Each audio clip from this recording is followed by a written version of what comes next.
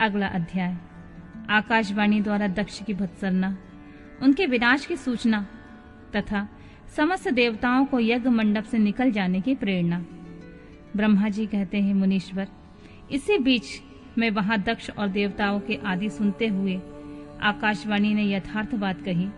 रे दुराचारी दक्ष, ओ दंभचार पारायण महामूढ़, तूने यह कैसा अनर्थकारी कर्म कर डाला है।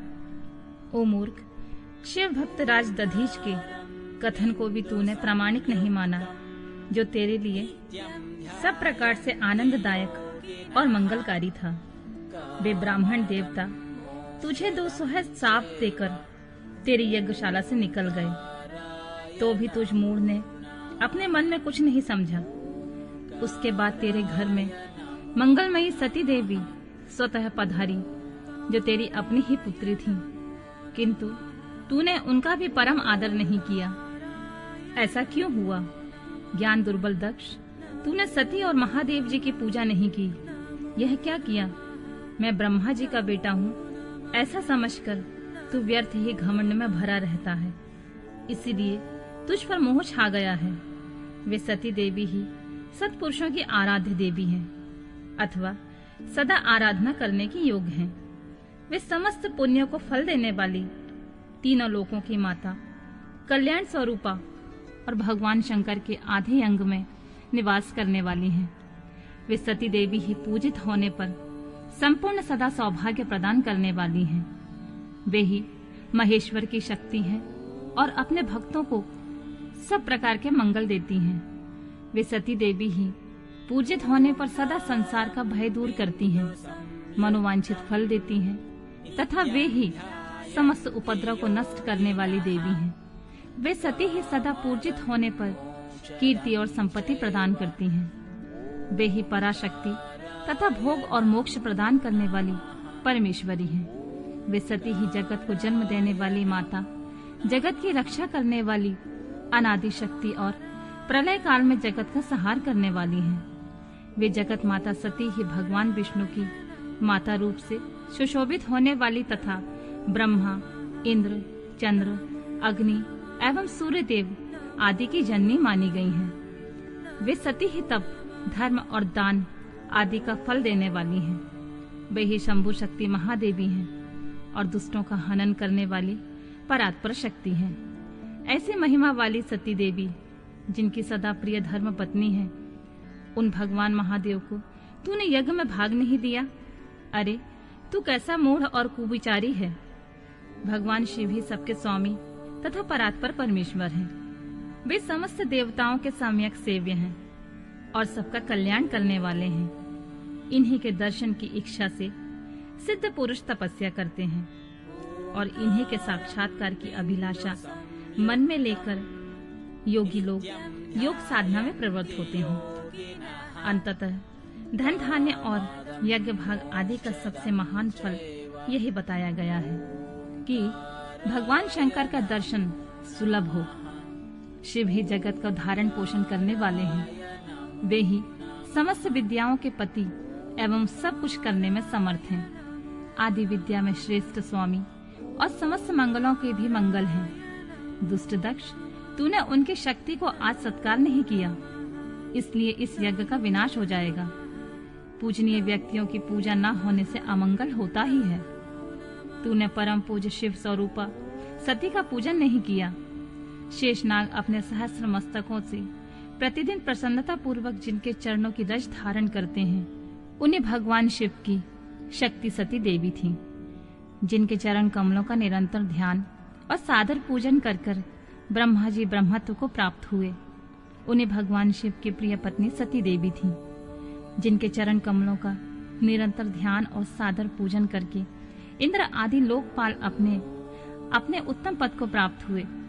वे भगवान शिव संपूर्ण जगत के पिता हैं और शक्ति स्वरूपी सती देवी जगत की माता कही गई हैं। मूढ़ दक्ष, तूने उन माता पिता का सत्कार नहीं किया, फिर तेरा कल्याण कैसे होगा? तुझ पर दुर्भाग्य का आक्रमण हो गया और विपत्तियां टूट पड़ी, क्योंकि तूने उन भवानी सती और भगवान शंकर की भक्ति भावना से आराधना नहीं की। कल्याणकारी शंभु का पूजन न करके भी मैं कल्याण का भागी हो सकता हूँ, यह तेरा कैसा गर्व है। वह दुवार गर्व आज नष्ट हो जाएगा। इन देवी देवताओं में कौन ऐसा है जो परमेश्वर शिव से विमुख होकर तेरी सहायता करेगा? मुझे तो कोई ऐसा देवता दिखाई नहीं देता। यदि देवता इस समय तेरी सहायता करेंगे तो जलती आग से खेलने वाले पतंगों के समान नष्ट हो जाएंगे। आज तेरा मुंह जल जाए, तेरे यज्ञ का नाश हो जाए और जितने तेरे सहायक हैं वे भी आज शीघ्र ही जल मरे। ऐसी दुरात्मा दक्ष की जो सहायता करने वाले हैं, उन समस्त देवताओं के लिए आज शपथ है, वे तेरे अमंगल के लिए तेरी सहायता विरत हो जाए। समस्त देवता आज इस यज्ञ मंडप से निकलकर अपने अपने स्थान को चले जाएं, अन्यथा सब लोगों का सब प्रकार से नाश हो जाएगा। अन्य सब मुनि और नाग आदि भी इस यज्ञ से निकल जाएं, अन्यथा आज सब लोगों का सर्वथा नाश हो जाएगा। श्री हरे ओ विधाता, आप लोग भी इस यज्ञ मंडप से शीघ्र ही निकल जाइए। ब्रह्मा जी कहते हैं, नारद, संपूर्ण यज्ञशाला में बैठे हुए लोगों से ऐसा कहकर सबका कल्याण करने वाली यह आकाशवाणी मौन हो गई। अगला अध्याय। गणों के मुख से और नारद से भी सती के दग्ध हो जाने की बात सुनकर दक्ष पर कुपित हुए शिव की अपनी जटा से वीरभद्र और महाकाली को प्रकट करके उन्हें यज्ञ विध्वंस करने और विरोधियों को जला डालने की आज्ञा देना। ब्रह्मा जी कहते हैं, नारद, वह आकाशवाणी सुनकर सब देवता आदि भयभीत और विस्मित हो गए। उनके मुख से कोई बात नहीं निकली। वे इस तरह खड़े या बैठे रह गए मानो उन पर विशेष मोह छा गया हो। भृगु के मंत्र बल से भाग जाने के कारण जो वीर शिवगण नष्ट होने से बच गए थे, वे भगवान शिव की शरण में गए। उन सब ने अमित तेजस्वी भगवान रुद्र को भली भांति सादर प्रणाम करके वहां यज्ञ में जो कुछ हुआ वह सारी घटना उन्हें कह सुनाई। गण बोले, महेश्वर, दक्ष बड़ा दुरात्मा और घमंडी है। उसने वहां जाने पर सती देवी का अपमान किया और देवताओं ने भी उनका आदर नहीं किया। अत्यंत गर्व से भरे हुए उस दुष्ट दक्ष ने आपके लिए यज्ञ में भाग नहीं दिया, दूसरे देवताओं के लिए दिया और आपके विषय में उच्च स्वर से दुर्वचन कहे। प्रभु, यज्ञ में आपका भाग ना देखकर सती देवी कुपित हो उठी और पिता की बारंबार निंदा करके उन्होंने तत्काल अपने शरीर को योगाग्नि द्वारा जलाकर भस्म कर दिया।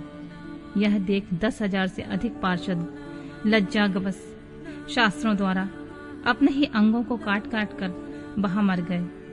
शेष हम लोग दक्ष पर कुपित हो उठे और सबको भय पहुंचाते हुए वेग पूर्वक उस यज्ञ का विध्वंस करने को उद्यत हो गए, परंतु विरोधी भृगु ने अपने प्रभाव से हमें तिरस्कार कर दिया। हम उनका मंत्र बल का सामना न कर सके। प्रभु, वे ही हम लोग आज आपकी शरण में आए हैं। दयालु, वहां प्राप्त हुए भय से हमें आप बचाइए, निर्भय कीजिए। महाप्रभु, उस यज्ञ में दक्ष आदि सभी दुष्टों ने घमंड में आकर आपका विशेष रूप से अपमान किया है। कल्याणकारी शिव, इस प्रकार हमने अपना सती देवी का और मूढ़ बुद्धि वाले दक्ष आदि का सारा वृतांत कह सुनाया। अब आपकी जैसी इच्छा हो वैसा करें। ब्रह्मा जी कहते हैं, नारद, अपने पार्षदों की यह बात सुनकर भगवान शिव ने वहां की सारी घटना जानने के लिए शीघ्र ही तुम्हारा स्मरण किया। देवर्षि, तुम दिव्य दृष्टि से संपन्न हो, अतः भगवान के स्मरण करने पर तुम तुरंत वहां जा पहुंचे और शंकर जी को भक्ति पूर्वक प्रणाम करके खड़े हो गए। स्वामी शिव ने तुम्हारी प्रशंसा करके तुमसे दक्ष यज्ञ में गई सती का समाचार तथा दूसरी घटनाओं को पूछा। तात, शंभु के पूछने पर शिव में मन लगाए हुए तुमने शीघ्र ही सारा वृतांत सुनाया जो दक्ष यज्ञ में घटित हुआ था। मुने, तुम्हारे मुख से निकली हुई बात सुनकर उस समय महान रौद्र पराक्रम से संपन्न सर्वेश्वर रुद्र ने तुरंत ही बड़ा भारी क्रोध प्रकट किया। लोक संहारकारी रुद्र ने अपने सिर से एक जटा उखाड़ी और उसे रोषपूर्वक उस पर्वत पर दे मारा। मुने, भगवान शंकर के पटकने से उस जटा के 2 टुकड़े हो गए और महाप्रलय के समान भयंकर शब्द प्रकट हुआ। देवर्षि उस जटा के पूर्व भाग से महाभयंकर महाबली वीरभद्र प्रकट हुए, जो समस्त शिवगणों के अगुआ हुए। वे भूमंडल को सब ओर से व्याप्त करके उससे भी 10 अंगुल अधिक होकर खड़े हुए। वे देखने में प्रलय अग्नि के समान जान पड़ते थे। उनका शरीर बहुत ऊंचा था। वे 1000 भुजाओं से युक्त थे। उन सर्वसमर्थ महारुद्र क्रोध पूर्वक प्रकट हुए निश्वास से 100 प्रकार के जौ तथा 13 प्रकार के सन्निपात रूप पैदा हो गए। तात उस जटा के दूसरे भाग से महाकाली उत्पन्न हुई, जो बड़ी भयंकर दिखाई देती थी। वे करोड़ों भूतों से घिरी हुई। जो ज्वर पैदा हुए वे सब के सब शरीरधारी, क्रूर और समस्त लोगों के लिए भयंकर थे। वे अपने तेज से प्रज्वलित हो सब और दाह उत्पन्न करते हुए प्रतीत होते थे। वीरभद्र बातचीत करने में बड़े कुशल थे। उन्होंने दोनों हाथ जोड़कर परमेश्वर शिव को प्रणाम करके कहा, महारुद्र, सोम, सूर्य और अग्नि को 3 नेत्रों के रूप में धारण करने वाले प्रभु, शीघ्र आज्ञा दीजिए। मुझे इस समय कौन सा कार्य करना होगा? ईशान, मुझे आधे ही क्षण में सारे समुद्र को सुखा देना है या इतने ही समय में संपूर्ण पर्वतों को पीस डालना है? हर मैं एक ही क्षण में ब्रह्मांड को भस्म कर डालूं या समस्त देवताओं और मुनीश्वरों को जलाकर राख कर दूं? शंकर, ईशान, क्या मैं समस्त लोकों को उलट पुलट कर दूं या संपूर्ण प्राणियों का विनाश कर डालूं? महेश्वर, आपकी कृपा से कहीं कोई भी ऐसा कार्य नहीं है जिसे मैं ना कर सकूं। पराक्रम के द्वारा मेरी समानता करने वाला वीर न कभी पहले हुआ था न आगे होगा। शंकर, आप किसी तिनके को भेज दें तो वह भी बिना किसी यत्न के क्षण भर में बड़े से बड़ा कार्य सिद्ध कर सकता है। इसमें कोई संशय नहीं है शंभु। यद्यपि आपकी लीला मात्र से सारा कार्य सिद्ध हो जाता है, तथापि जो मुझे भेजा जा रहा है यह मुझ पर आपका अनुग्रह ही है शंभु। मुझ में भी जो ऐसी शक्ति है वह आपकी कृपा से ही प्राप्त हुई है शंकर। आपकी कृपा के बिना किसी से कोई शक्ति नहीं हो सकती। वास्तव में आपकी आज्ञा के बिना कोई तिनके आदि को भी हिलाने में समर्थ नहीं है, यह निसंदेह कहा जा सकता है। महादेव, मैं आपके चरणों में बारंबार प्रणाम करता हूँ। हर आप अपने अभिष्ट कार्य की सिद्धि के लिए आज मुझे शीघ्र ही भेजिए। शंभु, मेरे दाहिने अंग बारंबार फड़क रहे हैं। इससे सूचित होता है कि मेरी विजय अवश्य होगी। अतः प्रभु, मुझे भेजिए शंकर। आज मुझे कोई अभूतपूर्व एवं विशेष हर्ष तथा उत्साह का अनुभव हो रहा है और मेरा चित्त आपके चरण कमलों में लगा हुआ है। अतः पग पग पर मेरे लिए शुभ परिणाम का विस्तार होगा शंभु। आप शुभ के आधार हैं।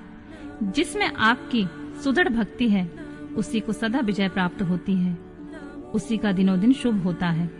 ब्रह्मा जी कहते हैं, नारद, उसकी यह बात सुनकर सर्व मंगलकार के पति भगवान शिव बहुत संतुष्ट हुए और वीरभद्र तुम्हारी जय हो ऐसा आशीर्वाद देकर बोले। महेश्वर ने कहा, मेरे पार्षदों में श्रेष्ठ वीरभद्र ब्रह्मा जी का पुत्र दक्ष बड़ा दुष्ट है। उस मूर्ख को बड़ा घमंड हो गया है। अतः इन दिनों वह विशेष रूप से मेरा विरोध करने में लगा हुआ है। दक्ष इस समय एक यज्ञ करने के लिए उद्यत है। तुम याग परिवार सहित उस यज्ञ को भस्म करके फिर शीघ्र मेरे स्थान पर लौट आओ। यदि देवता, गंधर्व, यक्ष अथवा कोई अन्य तुम्हारा सामना करने के लिए उद्यत हो तो उन्हें भी आज तुम शीघ्र ही सहसा भस्म कर डालो। दधीची की दिलाई हुई मेरी शपथ का उल्लंघन करके जो देवता आदि वहां ठहरे हुए हैं, तुम उन्हें निश्चय ही प्रयत्न पूर्वक जलाकर भस्म कर देना। जो मेरी शपथ का उल्लंघन करके गर्भयुक्त तो वहां ठहरे हुए हैं, वे सब के सब मेरे द्रोही हैं। अतः उन्हें अग्निमयी माया से जला डालो। दक्ष की यज्ञशाला में जो अपनी पत्नियां और सारभूत उपकरणों के साथ बैठे हुए हैं, उन सबको जलाकर भस्म कर देने के पश्चात शीघ्र तुम लौट आना। तुम्हारे वहां आने पर विश्वदेव आदि सभी देवगण भी यदि तुम्हारे सामने तुम्हारी सादर स्तुति करें तो भी तुम उन्हें शीघ्र ही आग की ज्वाला में जलाकर ही छोड़ना।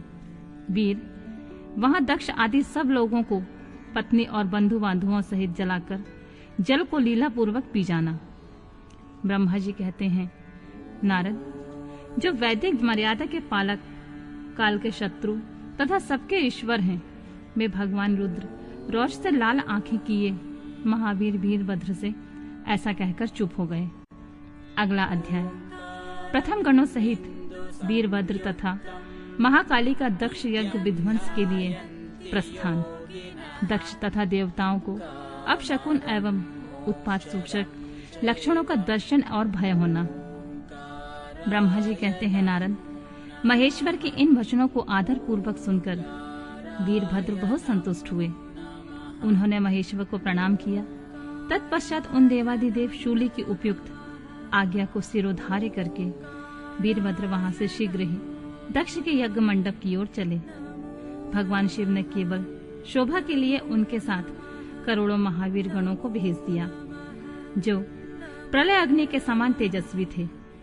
वे कौतूहलकारी प्रबल वीर प्रथम गण वीरभद्र के आगे और पीछे चल रहे थे। काल के भी काल भगवान रुद्र के वीरभद्र सहित जो लाखों पार्षद गण थे, उन सबका स्वरूप रुद्र के समान ही था। उन गणों के साथ महात्मा वीरभद्र भगवान शिव के समान ही वेशभूषा धारण किए रथ पर बैठकर यात्रा कर रहे थे। उनकी 1 सहस्र भुजाएं थीं। शरीर में नागराज लिपटे हुए थे। वीरभद्र बड़े प्रबल और भयंकर दिखाई देते थे। उनका रथ बहुत ही विशाल था। उसमें 10,000 सिंह जोते जाते थे, जो प्रयत्न पूर्वक उस रथ को खींचते थे। उसी प्रकार बहुत से प्रबल सिंह, शार्दूल, मगर, मत्स्य और सहस्त्रों हाथी उस रथ के पार्श्व भाग की रक्षा करते थे। काली, कात्यायनी, ईशानी, चामुंडा, मुंडवर्दिनी, भद्रकाली, भद्रा, त्वरिता और वैष्णवी इन 9 दुर्गाओं के साथ तथा समस्त भूत गणों के साथ महाकाली दक्ष का विनाश करने के लिए चली। डाकिनी, शाकिनी, भूत, प्रथम, गुहा, कुष्मांड, परपट, चटक, ब्रह्म राक्षस, भैरव तथा क्षेत्रपाल आदि ये सभी वीर भगवान शिव की आज्ञा का पालन एवं दक्ष के यज्ञ का विनाश करने के लिए तुरंत चल दिए। इनके सिवा 64 गणों के साथ योगनिनियों का मंडल भी सहसा कुपित हो उठा। दक्ष यज्ञ के विनाश करने के लिए वहां से प्रथित हुआ। इस प्रकार कोटि कोटि गण एवं विभिन्न प्रकार के गणाधीश वीरभद्र के साथ चले। उस समय भोरियों की गंभीर ध्वनि सुनाई देने लगी। नाना प्रकार के शब्द करने वाले शंख बज उठे। भिन्न भिन्न प्रकार की सींगें बजने लगी। महामुनि सेना सहित वीरभद्र की यात्रा के समय वहां बहुत से सुखद शकुन होने लगे। इस प्रकार जब प्रथम गणों सहित वीरभद्र वहां प्रस्थान हुए, तब उधर दक्ष तथा देवताओं को बहुत से अशुभ लक्षण दिखाई देने लगे। देवर्षि यज्ञ विध्वंस की सूचना देने वाले त्रिविध उत्पात प्रकट करने लगे। दक्ष की बाईं आंख, बाईं भुजा और बाईं जंग अकड़ने लगी। तात, वाम अंगों का फड़कना सर्वथा अनुसूचक दायक था और नाना प्रकार के कष्ट मिलने की सूचना दे रहा था। उस समय दक्ष की यज्ञशाला की धरती डोलने लगी। दक्ष को दोपहर के समय दिन में भी अद्भुत तारे दिखने लगे। दिशाएं मलिन हो गईं। सूर्यमंडल चितकबरा दिखाई देने लगा। उस पर हजारों घेरे पड़ गए, जिससे वह भयंकर जान पड़ता था। बिजली और अग्नि के समान दीप्तिमान तारे टूट टूट कर गिरने लगे और बहुत से भयानक अपशकुन होने लगे। इस बीच वहां आकाशवाणी प्रकट हुई, जो संपूर्ण देवताओं और विशेषतः दक्ष को अपनी बात सुनाने लगी। ओ दक्ष, आज तेरे जन्म को धिक्कार है। तू महामूढ़ और पापात्मा है। भगवान हर की ओर से आज तुझे महान दुख प्राप्त होगा, जो किसी तरह टल नहीं सकता। अब यहाँ तेरा हाहाकार भी सुनाई नहीं देगा। जो मूढ़ देवता आदि तेरे यज्ञ में स्थित हैं, उनको भी महान दुख होगा, इसमें कोई संशय नहीं है। ब्रह्मा जी कहते हैं, मुने, आकाशवाणी की यह बात सुनकर और पूर्वोक्त अशुभ सूचक लक्षणों को देखकर दक्ष तथा दूसरे देवता आदि को भी अत्यंत भय प्राप्त हुआ। उस समय दक्ष मन ही मन अत्यंत व्याकुल होकर कांपने लगे और अपने प्रभु लक्ष्मीपति भगवान विष्णु की शरण में गए। वे भय से अधीर हो बेसुध हो रहे थे। उन्होंने स्वप्न वत्सल देवाधिदेव भगवान विष्णु को प्रणाम किया और उनकी स्तुति करके कहा। अगला अध्याय, दक्ष की यज्ञ की रक्षा के लिए भगवान विष्णु से प्रार्थना। भगवान का शिवद्रोह जनित संकट को टालने में अपनी असमर्थता बताते हुए दक्ष को समझाना तथा सेना सहित वीरभद्र का आगमन। दक्ष बोले, देवादेव हरे विष्णु दीनबंधु कृपानिधे, आपको मेरी और मेरे यज्ञ की रक्षा करनी चाहिए। प्रभु, आप ही यज्ञ के रक्षक हैं। यज्ञ ही आपका कर्म है और आप यज्ञ स्वरूप हैं। आपको ऐसी कृपा करनी चाहिए जिससे यज्ञ का विनाश ना हो। ब्रह्मा जी कहते हैं, मुनीश्वर, इस तरह अनेक प्रकार से सादर प्रार्थना करके दक्ष भगवान श्री हरि के चरणों में गिर पड़े। उनका चित्त भय से व्याकुल हो रहा था। तब जिनके मन में घबराहट आ गई थी, उन प्रजापति दक्ष को उठाकर और उनकी पूर्वोक्त बात सुनकर भगवान विष्णु ने देवादिदेव शिव को स्मरण किया। अपने प्रभु और महान ऐश्वर्य से युक्त परमेश्वर शिव का स्मरण करके शिव तत्व के ज्ञाता श्री हरि दक्ष को समझाते हुए बोले। श्री हरि ने कहा, दक्ष, मैं तुमसे तत्व की बात बता रहा हूँ। तुम मेरी बात ध्यान देकर सुनो। मेरा यह वचन तुम्हारे लिए सर्वथा हितकर तथा महामंत्र के समान सुखदायक होगा। दक्ष, तुम्हें तत्व का ज्ञान नहीं है, इसलिए तुमने सबके अधिपति परमात्मा शंकर की अवहेलना की है। ईश्वर की अवहेलना से सारा कार्य सर्वथा निष्फल हो जाता है। केवल इतना ही नहीं है, पग पग पर विपत्ति भी आ जाती है। जहाँ अपूज्य पुरुषों की पूजा होती है, अपूजनीय पुरुष की पूजा नहीं की जाती है, वहाँ दरिद्रता, मृत्यु तथा भय, ये तीनों अवश्य प्राप्त होते हैं। इसलिए संपूर्ण प्रयत्न से तुम्हें भगवान वृषभध्वज का सम्मान करना चाहिए। महेश्वर का अपमान करने से ही तुम्हारे ऊपर महान भय उपस्थित हुआ है। हम सब लोग प्रभु होते हुए भी आज तुम्हारी दुर्नीति के कारण जो संकट आया है, उसे टालने में समर्थ नहीं है। यह मैं तुमसे सच्ची बात कहता हूँ। ब्रह्मा जी कहते हैं, नारद, भगवान विष्णु का यह वचन सुनकर दक्ष चिंता में डूब गए। उनके चेहरे का रंग ही उड़ गया और वे चुपचाप पृथ्वी पर खड़े रह गए। उसी समय भगवान रुद्र के भेजे हुए गणनायक वीरभद्र अपनी सेना के साथ यज्ञ स्थल में जा पहुंचे। वे सब के सब बड़े शूरवीर, निर्भय और रुद्र के समान पराक्रमी थे। भगवान शंकर की आज्ञा से आए हुए उन गणों की गणना असंभव थी। वे वीर शिरोमणि रुद्र सैनिक जोर जोर से सिंहनाद करने लगे। उनके उस महानाद से तीनों लोग गूंज उठे। आकाश धूल से ढक गया और दिशाएं अंधकार से आवृत हो गईं। सातों द्वीपों से युक्त पृथ्वी अत्यंत भय से व्याकुल हो पर्वत, वन और काननों सहित कांपने लगी तथा संपूर्ण समुद्रों में ज्वार आ गया। इस प्रकार समस्त लोगों का विनाश करने में समर्थ उस विशाल सेना को देखकर समस्त देवता आदि चकित हो गए। सेना के उद्योग को देखकर दक्ष के मुंह से खून निकल आया और वे अपनी स्त्री के साथ भगवान विष्णु के चरणों में दंड की भांति गिर पड़े और इस प्रकार बोले, विष्णु महाप्रभु, आपके बल से मैंने इस महान यज्ञ का आयोजन किया है। सत्कर्म की सिद्धि के लिए आप ही प्रमाण माने गए हैं। विष्णु, आप कर्मों के साक्षी तथा यज्ञ के प्रतिपालक हैं। महाप्रभु, आप वेदोक्त धर्म तथा ब्रह्मा जी के रक्षक हैं। अतः प्रभु, आपको मेरे इस यज्ञ की रक्षा करनी चाहिए, क्योंकि आप सबके प्रभु हैं। ब्रह्मा जी कहते हैं, दक्ष की अत्यंत दीनता पूर्वक बात सुनकर भगवान विष्णु उस समय शिव तत्व से विमुख हुए दक्ष को समझाने लगे और इस प्रकार बोले। श्री विष्णु ने कहा, दक्ष, इसमें कोई संदेह नहीं है कि मुझे तुम्हारे यज्ञ की रक्षा करनी चाहिए, क्योंकि धर्म परिपालन विषयक जो मेरी सत्य प्रतिज्ञा है वह सर्वत्र विख्यात है। परंतु दक्ष, मैं जो कहता हूँ उसे तुम सुनो। इस समय तुम अपनी क्रूरतापूर्ण बुद्धि को त्याग दो। देवताओं के क्षेत्र नैमिषारण्य में जो अद्भुत घटना घटित हुई थी उसका तुम्हें स्मरण नहीं हो रहा है? क्या तुम अपनी कुबुद्धि के कारण उसे भूल गए? यहाँ कौन भगवान रुद्र के कोप से तुम्हारी रक्षा करने में समर्थ है दक्ष? तुम्हारी रक्षा किसको अभिशत नहीं है, परंतु जो तुम्हारी रक्षा करने को उद्यत होता है वह अपनी दुर्बुद्धि का ही परिचय देता है। दुर्मते, क्या कर्म है क्या अकर्म है, तुम इसे नहीं समझ पा रहे हो। केवल कर्म ही कभी कुछ करने में समर्थ नहीं हो सकता। जिसके सहयोग से कर्म में कुछ करने की सामर्थ्य आती है उसी को तुम स्वकर्म समझो। भगवान शिव के बिना दूसरा कोई कर्म में कल्याण करने की शक्ति देने वाला नहीं है।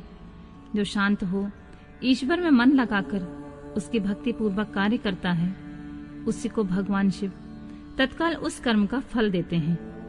जो मनुष्य केवल ज्ञान का सहारा लेकर अनीश्वरवादी हो जाते हैं या ईश्वर को नहीं मानते हैं, वे शतकोटि कल्पों तक नरक में ही पड़े रहते हैं। फिर वे कर्मोपाश में बंधे हुए जीव प्रत्येक जन्म में नरकों की यातना भोगते हैं, क्योंकि वे केवल सकाम कर्म को ही स्वरूप का आश्रय लेने वाले होते हैं।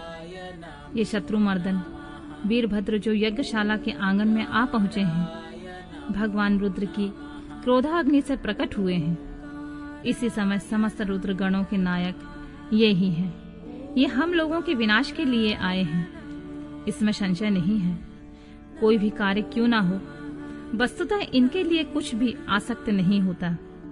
ये महान सामर्थ्यशाली वीरभद्र इन सब देवताओं को अवश्य जलाकर शांत होंगे, इसमें कोई संशय नहीं जान पड़ता।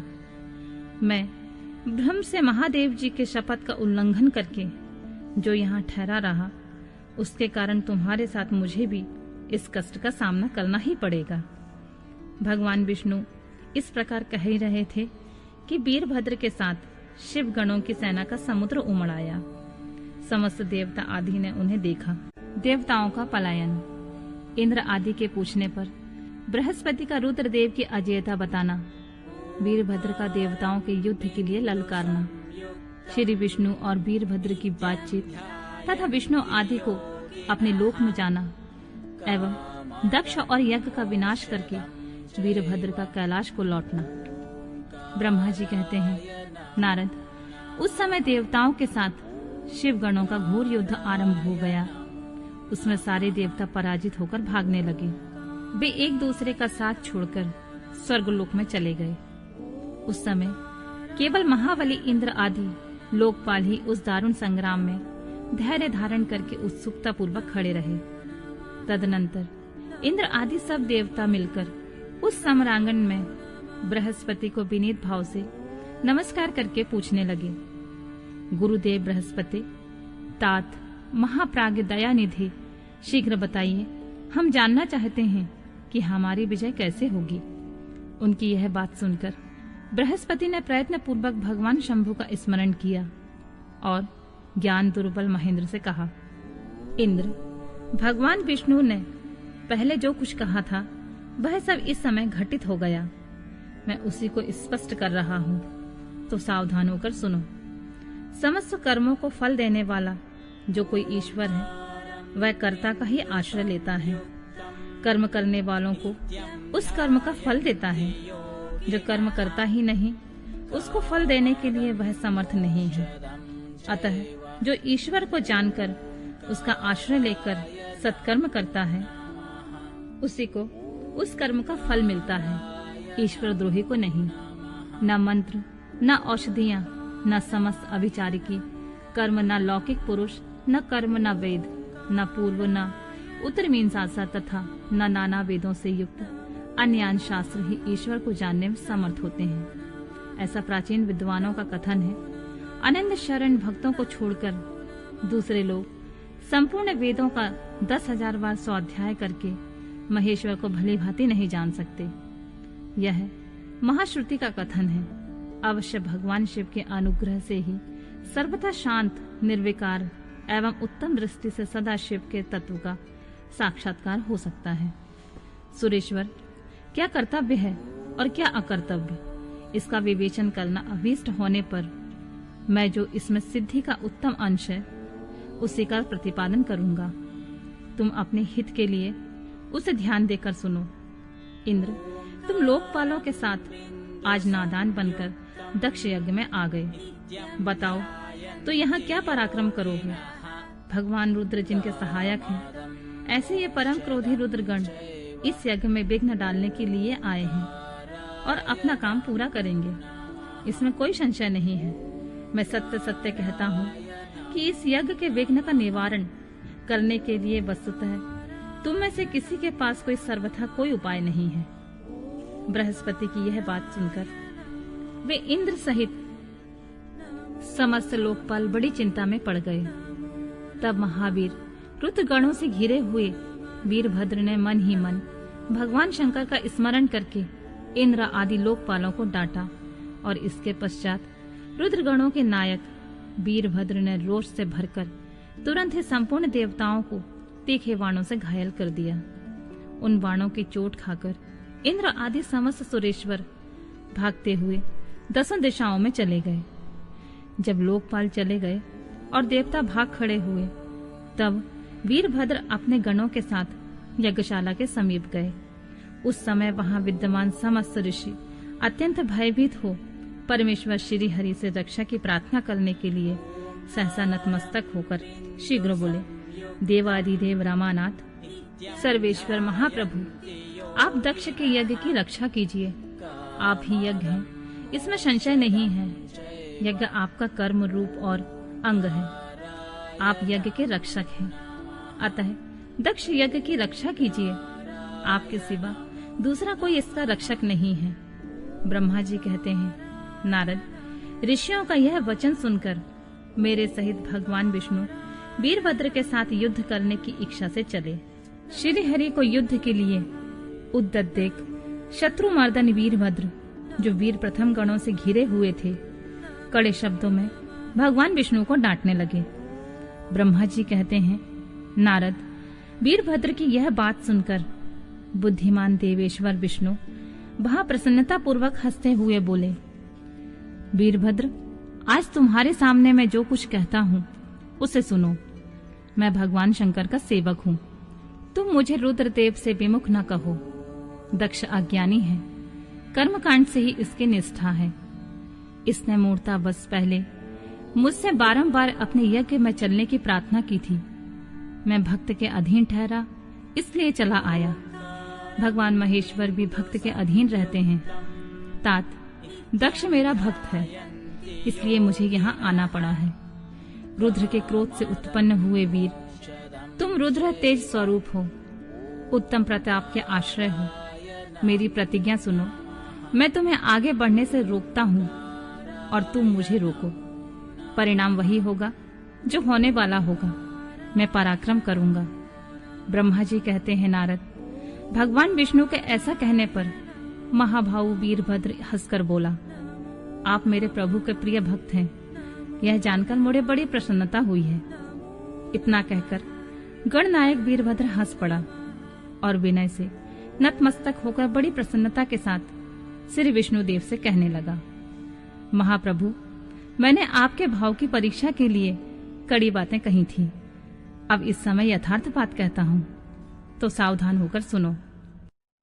हरे, जैसे शिव हैं वैसे आप हैं, जैसे आप हैं वैसे शिव हैं, ऐसा वेद कहते हैं। और वेदों का यह कथन शिव की आज्ञा के अनुसार ही है। रमानाथ, भगवान शिव की आज्ञा से हम सब लोग उनके सेवक ही हैं। तथापि जो मैंने बात कही है, इस बात विवाद के अवसर के अनुरूप ही है।